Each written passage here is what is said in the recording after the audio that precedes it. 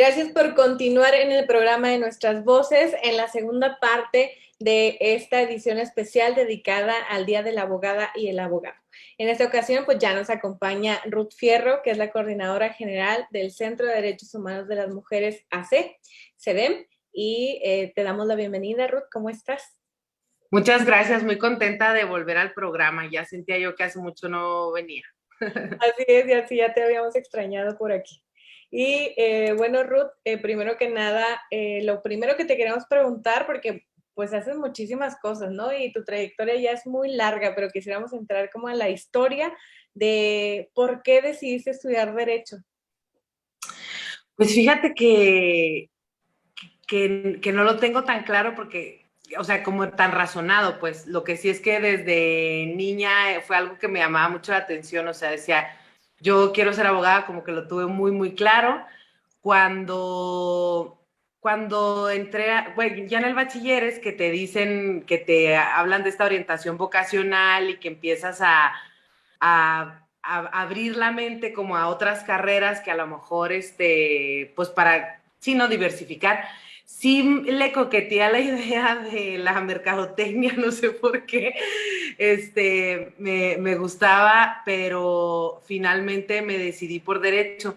Fíjate que yo tuve un maestro en el bachilleres de derecho como tal, ya en los últimos semestres, y tuve la oportunidad de que él nos involucrara un poco a un grupo, a un grupito que nos veíamos con mucho interés en la materia de derecho, en la carrera.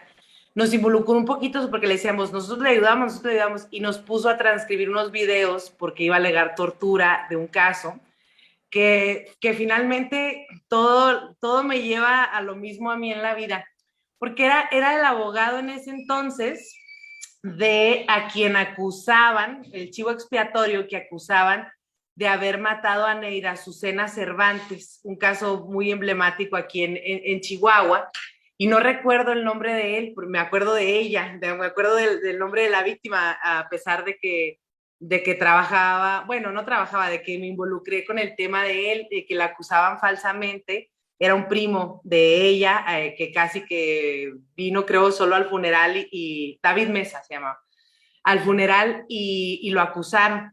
Y entonces el que me involucrara un poco en eso, y el darme cuenta, el palpar en la vida real qué impacto tenía el ser abogada en los casos tan complicados y tan difíciles, pues como que ya no tuve duda. O sea, dije, ni modo, ya sé que siempre son las carreras de todo el mundo, pero ahí conecté con algo que dije yo, esto es algo que quiero hacer toda mi vida. Y de hecho algo muy cursi también. Entonces yo, para mis 18 años, había yo hecho una lista no digo de metas, porque no eran tal como metas, había cosas muy simples, muy simplonas, pero de las cosas que yo quería hacer. Y yo decía, y un día yo voy a sacar a David Mesa de la cárcel, decía, a este hombre en el que trabajé, porque se me hacía muy injusto. Claro, fue mi primer acercamiento a un caso de injusticia así, ¿no? De frente, un caso de injusticia tan increíble, tan fuerte, porque yo ahí me di cuenta y decía, bueno, justicia para quién, ni siquiera la familia de Neira está feliz porque es un primo y saben que no es justicia esto, ¿no? Entonces tenía en mi lista de cosas por hacer, sacar a David Mesa de la cárcel, pero no, antes de que terminara la carrera, pues hubo un amparo, no sé, y me tocó escuchar en las noticias con muchísimo gusto que lo habían dejado libre. Entonces, mira, eso no me acordaba, pero esa es la historia de por qué estudié Derecho. Hiciste el check, ya quedó. Sí, gracias por hacerlo por mí, muy bien. Y ya estudiando en la carrera, Ruth, ¿cuál era tu materia favorita? Pues fíjate que yo siempre he pensado que las personas que estudiamos Derecho, casi todas, entramos a fuerza como muy por el tema del derecho penal, o sea, es lo que más nos llama la atención, salvo que vengas de una familia de abogados, de abogadas que tienen ya despacho y que ya sabes bien qué significa laboral, qué significa mercantil, qué significa civil, pero yo creo que lo cierto es que no lo tienes muy, muy claro, y creo que yo siempre pienso que todas las personas que entramos a derecho tenemos como algo en materia penal. pero me gustaba mucho en materia penal, pero decía yo que no podía yo litigar eso, dedicarme a trabajar eso, que porque pues era como siempre como acercarte a casos muy tristes, muy duros, muy cruentos, muy fuertes, entonces me gustaba mucho derecho penal, pero pensaba que no me iba a dedicar a eso. Seguro me hubiera encantado derechos humanos, pero yo soy de la generación que todavía no estaba dentro de la currícula de la escuela. Pues claro que constitucional y amparo también me gustaban mucho porque son la esencia, pues, como del derecho, esas. Y bueno, la contraparte sería, ¿cuál de las ramas del derecho no es la que menos te llama la atención o a la que dices, no, aquí no le entraría, ¿no? Como este tema. Fiscal, o sea, derecho fiscal, no, o sea, no. Siento que tiene que ver mucho con números, con cosas así, eso sí de plano no, me cuesta mucho. Creo que sí, creo que a todas las demás le entraría menos a esa de derecho fiscal. Muy bien. Y, Sí. y la pregunta sería también, ¿cómo fue que llegaste tú al CEDEM? Bueno, creo que ya lo había platicado, ¿no? Una vez aquí en el programa, pero no sé. Sí, yo también tengo recuerdo de que sí, pero sí, creo que pero tiene, bueno, no sé. otra vez al cabo, quien nos ha repetido. Mira, no, es que también se me hace padre la historia porque es diferente, porque yo escucho a otras compañeras que trabajan en ONGs o que, no sé, y cuentan como, o todo el mundo tiene una historia muy bonita de cómo trabaja ahí, ¿no? El otro día estaba compartiendo con las maestras, ¿y tú por qué quisiste ser maestra? ¿Por qué trabajas donde trabajas? Yo siempre de niña veía esto, entonces todo el mundo tiene unas historias maravillosas de congruencia de vida, donde yo siempre deseé hacer esto y busqué el camino para hacerlo. Y pues a mí me admiran mucho esas historias, ¿no? De perseverancia, pues eso, de conquistar los sueños y ser congruente con lo que aspiraste. Y yo no, la verdad es que yo prácticamente, pues no sé, o sea, fue como muy sin pensar. Te cuento que, digo, salí yo de la carrera, decidí darme un año sabático, te lo decía porque, bueno, no era un año sabático, era un año supuestamente para hacer la tesis. Me aproveché de mis papás, tuve el privilegio de que pudiera hacer eso, ¿no? No entrarle a trabajar luego. Yo trabajé toda la carrera, pero no para ayudar en mi casa. O sea, trabajé y era poco lo que ganaba y no era para ayudar en mi casa. Entonces, terminando la carrera, o sea, pues podía no trabajar y tuve ese privilegio y estuve un año y medio, yo creo casi sin trabajar. De pronto, muy poco antes de entrar al CEDEM, un amigo conocido me habló y me dijo, oye, tengo un negocio de otra cosa que no tiene nada que ver, como un outsourcing, vete ahí un rato, medio tiempo, y dije, sí, pues ya estuvo bueno de no trabajar, me fui para allá, pero en ese inter me hablaron para que fuera al CEDEM. Porque yo trabajé al principio de la carrera varios años con el esposo de Lucha. Entonces, en algún momento, justo también Marisela, o sea, era en diciembre del 2010, pues digo, cómo todo termina confluyendo, pero en diciembre del 2010 que asesinan a Marisela, hay varias bajas de abogadas en el CEDEM. Entonces, para entrando el año andaban buscando abogadas y entonces tengo esa historia rara de que a mí me hablaron a que fuera a trabajar para allá en vez de yo ir a buscar y simplemente porque pues era alguien conocida que sabían que más o menos compartía a lo mejor algunos valores de la organización.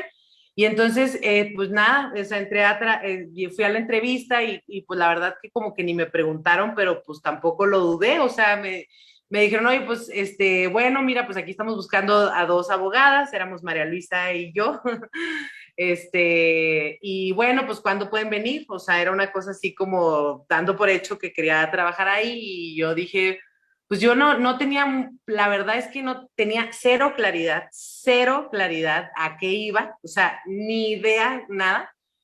Pero dije, bueno, sí, ya es algo de mi carrera y suena bastante interesante y pues va, y le entré. Y esa fue la historia, no romántica ni maravillosa de cómo terminé trabajando en el CEDEM.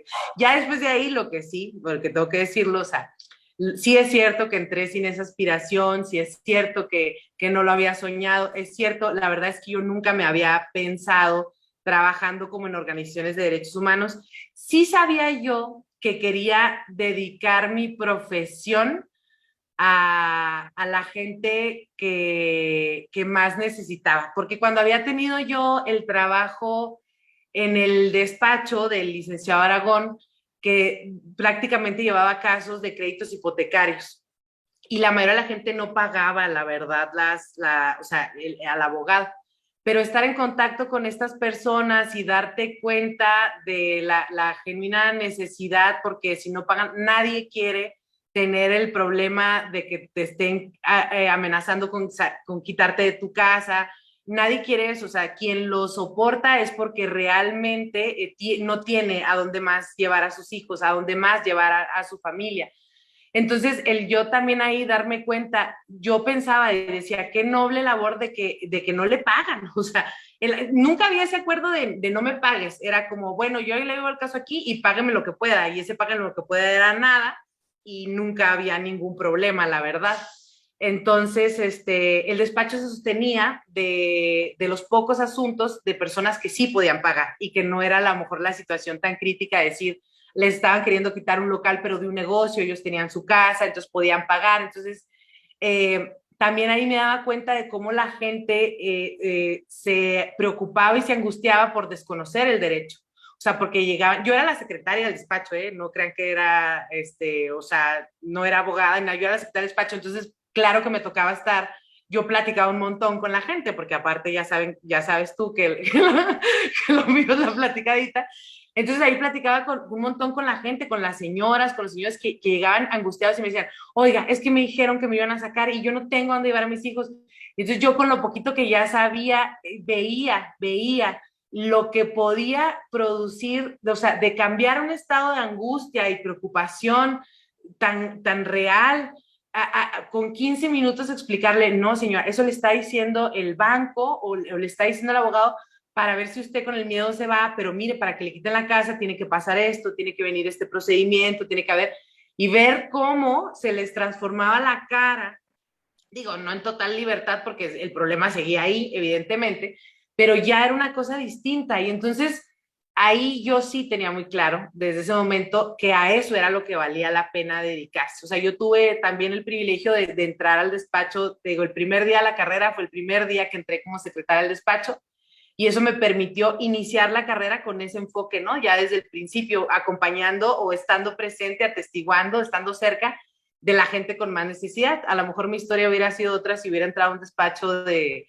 fiscal o de, pues de otros asuntos. Entonces, la verdad que aunque no entré con esa aspiración, yo decía, bueno, a lo mejor cuando ya ejerza, veo cómo litigar pro bono, no tenía como ese anhelo, pero la verdad tampoco pensaba que no aspiraba a que, fíjate qué irónico, pero la verdad no aspiraba a que el ejercicio profesional le fuera como el eje o el sentido de mi vida. O sea, yo decía, la vida es otra cosa, ¿no? El sentido de la vida hay que buscarlo en otras partes porque la profesión como que, ¿cómo te puede dar tanta satisfacción? Pensaba yo que no.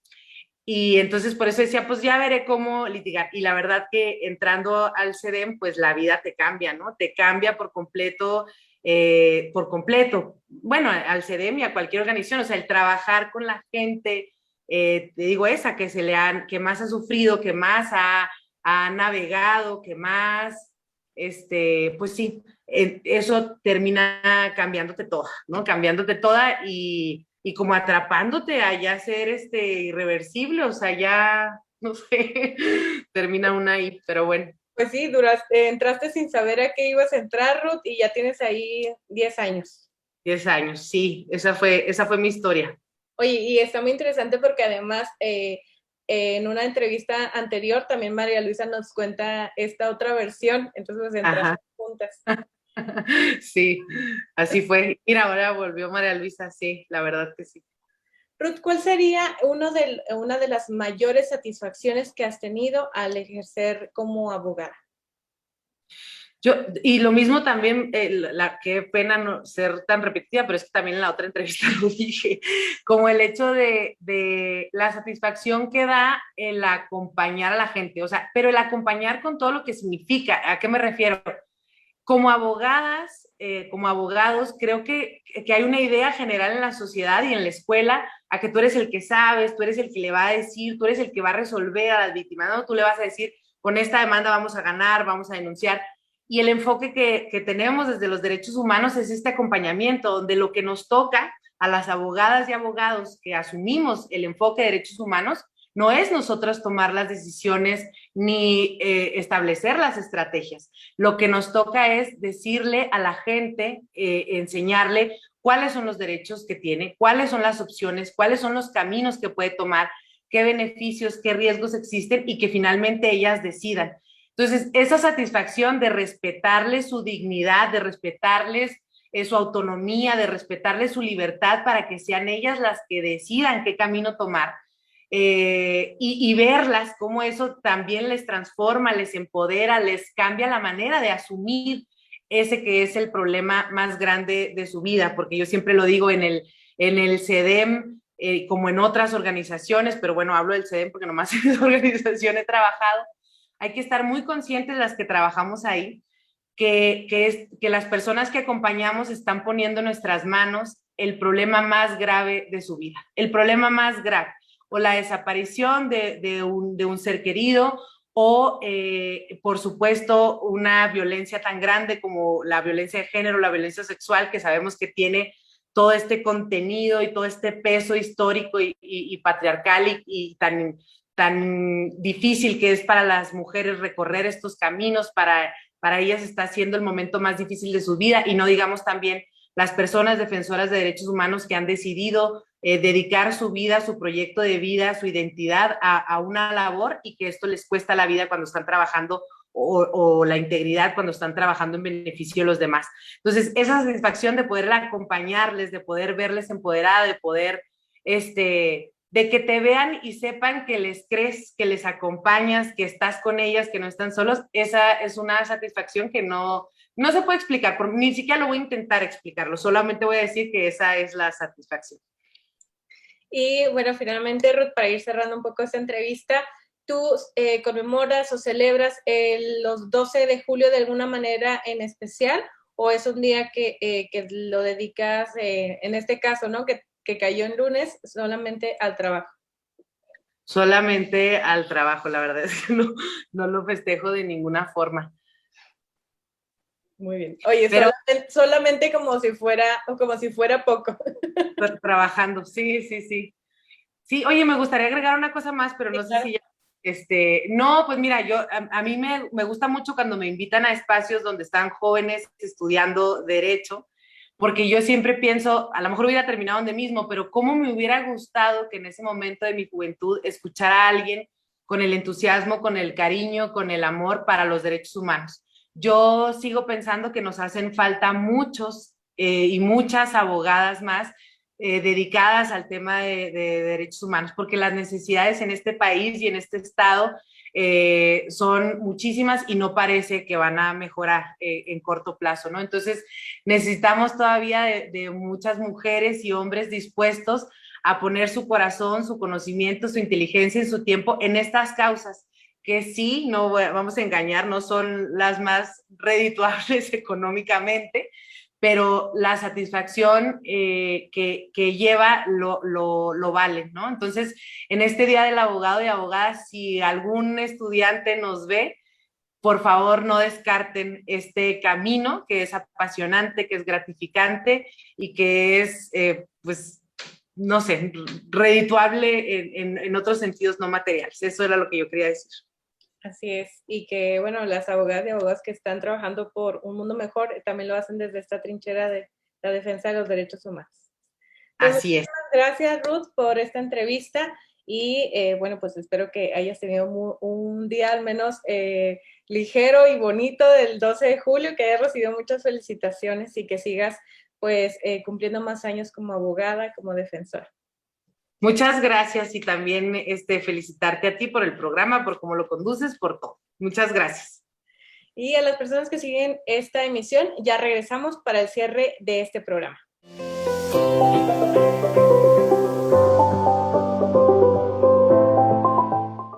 De esta manera concluimos este programa especial dedicado al Día de la Abogada y el Abogado. Le agradecemos su